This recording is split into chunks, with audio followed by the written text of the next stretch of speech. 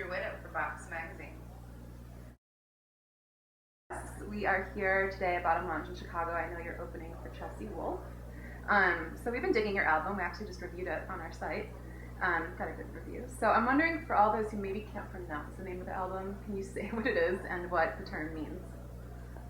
Circumambulation, and definition is the act of moving around a sacred object, but it could mean a whole lot of things. So it's just that's a starting point for anybody who wants to think about the word. Mm-hmm. Yeah, I know you guys like to be a bit vague in meanings and interpretations of albums or song titles or whatnot, but is there anything that you can reveal sort of about the theme or the overall content of the album for people who might be interested in hearing it?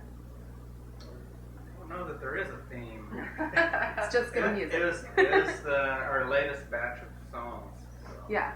Cool. Well, it sounded like a concise group, so we decided to time to record. Mm-hmm. Okay. It's your first for Relapse Records, so did you guys have any changes to the sound or anything you did differently being on the label this time? No. Absolutely not. The songs were done before we ever knew we were going to be on it. Mm-hmm. Mm-hmm. So there's just more to it. Cool. So, Dan, I know I read this quote from you I thought was pretty interesting, considering that we are a publication that covers women in music. And you said the only calculated aspect of the band is that when you put together, you wanted to have a female counterpoint. So can you explain that a little bit more?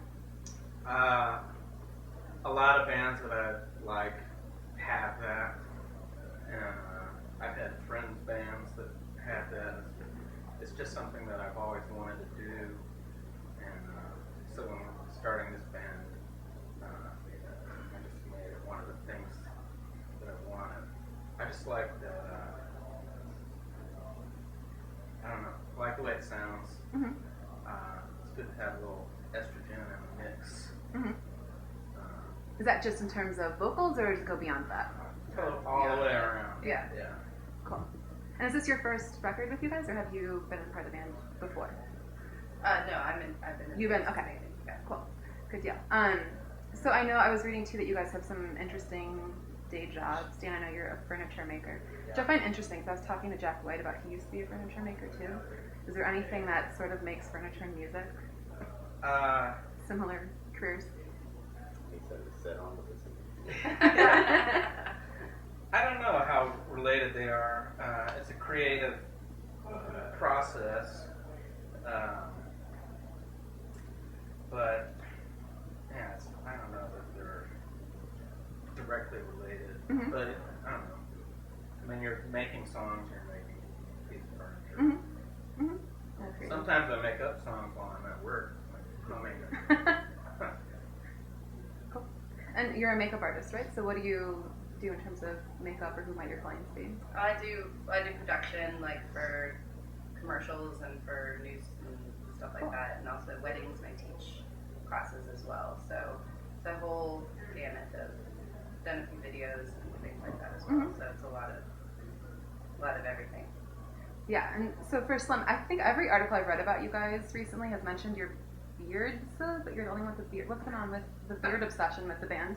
I have enough beard for the band. That's all you need. Mine Cool. will grow. Good deal.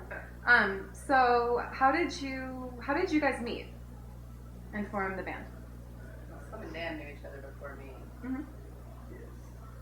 Yeah, Slim and I have known each other for a long time, and when we started the band, I thought it was something that Slim could handle, but he'd never played drums in a band before. But so he said he'd just do it until we found someone. All right, well, cool. We haven't found anybody yet. Still looking. It was Open up a just jamming, you know. He had some songs and he wanted to hear them loud. He wanted to hear them with drums, and then he wanted to hear them with bass, and he wanted to hear you know. I see it. Different things. So it really, it still has that same feel to me. You know, when we hang out, it's like we're just jamming.